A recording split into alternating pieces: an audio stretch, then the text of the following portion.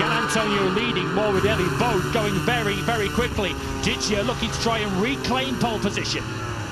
He is the fastest ever rider around the Sachsenring. It's Fabio Di Gianantonio. This would not be a surprise at all if he was able to ping himself onto that front row and onto pole position. He's back in fourth place. Over the line, Gigio goes. It's P1, or once again a 119.188. Still a smidgen outside of his all-time lap record set here on Friday last year. You can see what it means to Pablo Nieto as Fabio Di Gianantonio then on course for what would be his third pole position of the campaign. Fernandez also looks like he's doing a two-stopper. He's getting back out onto the racetrack again for his final run. Bagnaia still down in ninth place. Of course, via qualifying one, so we'll see more from him in the latter stages. Still 5 minutes remaining, and still an awful lot of fast laps can be crammed into 5 minutes here in the Sachsenring. Gianantonio, you can just see how much he streaked away from his teammate Frankie Morbidelli. Morbidelli actually is doing a pretty good job.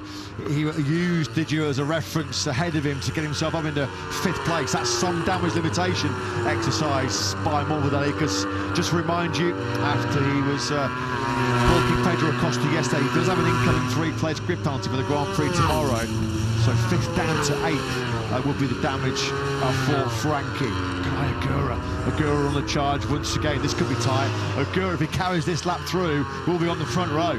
Yeah, so with Benteke relegated to sixth, he would still, as it stands, start fifth for tomorrow's Grand Prix. That penalty Morbidelli does not take effect in the sprint later on, so if he does qualify fifth, he would start the sprint from there. What kind of third sector has Agura had? It's not bad at all, is it?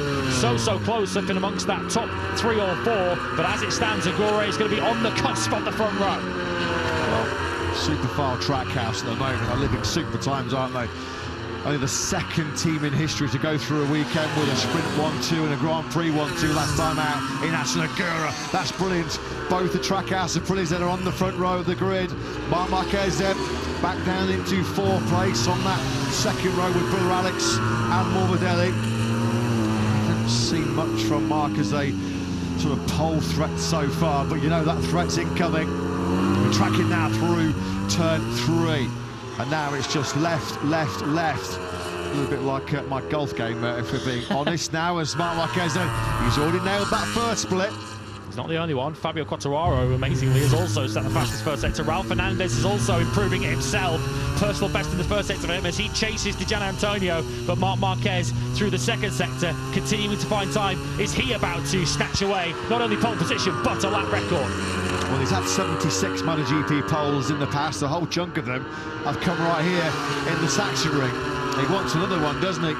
He wants to make sure that he's got clear tarmac ahead of him on that run down, the short run down to a very, very tight and tricky first corner here in the Sachsenring. We've seen so much drama there unfold, haven't we, down the years? This is a straight shootout, it looks like, between Marc Marquez and Ralph Fernandez, potentially to be bumping Di Gianantonio out of pole. Over the line we go, of course. Marc Marquez, he's now back as the fastest rider in history around the Sachsenring. He's done it once again. He finds something super special here at the Grand Prix of Germany, a 119.041. Has that secured Marc Marquez his 77th MotoGP pole position? It's certainly, for the time being, secured him the accolade of being the fastest rider in history here at the Sachsenring. Alex Marquez joins him now on the front row of the grid. What a lap that is from the younger Marquez. He takes second on a 19.1. Fernandez also found a 19.1, but that's only good enough for fourth. Quartararo also in the midst of all of that has gone on to the second row on the factory Yamaha with a 19.383.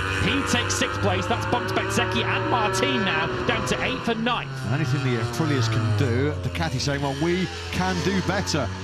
It was, what, about a minute ago that two Aprilias were on the front row of the grid with Fernandez and Agura, and now we are facing potentially an all Ducati lockout of the front row of the grid.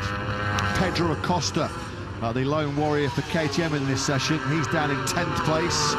He's doing very respectable sort of mid to high 119s as Acosta at the moment, fourth row of the grid. Bagnaia in the pits, so he won't improve on P11, so he got himself out of qualifying one, but didn't get himself very far from there. Pedro Acosta, one place ahead of him in 10th place, potentially looking to lift himself off the fourth row of the grid. Martin signaling there with his right foot that he's getting out of the way, and Acosta is very keen for him to get out of the way. Only been 2 front row starts so far this year for Jorge Martin, the world championship leader. Doesn't look like he's going to be anywhere near the front row in this session. So Pedro Acosta, superb in the first sector, but he's been suffering with a bit of a lack of turning, a lack of front confidence on that KTM so far this weekend. So if you base your judgment on the first sector, you'd be thinking, well, he's got a real crack at the front row here, Acosta, but he's going to be nowhere near it, is he? Could be a PB lap time. This could be at least moving up onto the 3rd row of the grid.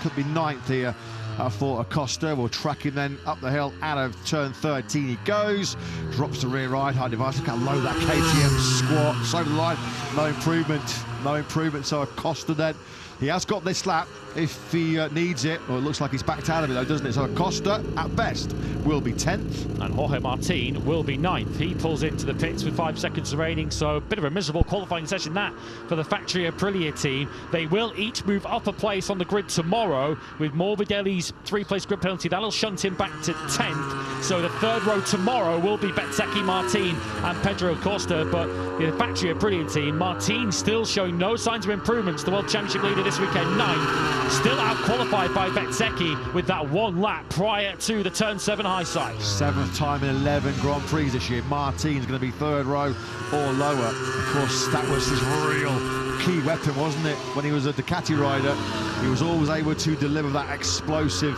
1 lap when he really needed it. Record pole sitter in Moto3, a whole bunch of Moto2 poles as well. Plenty in his MotoGP career as well. His last time out in Assen was his 21st. But once again, did anybody really doubt it? Did anybody think that Marquez was not going to take back-to-back pole positions here at the Sachsenring? He does so with a new all-time lap record. A great morning for the Marquez brothers, with Alex slotting himself into 2nd.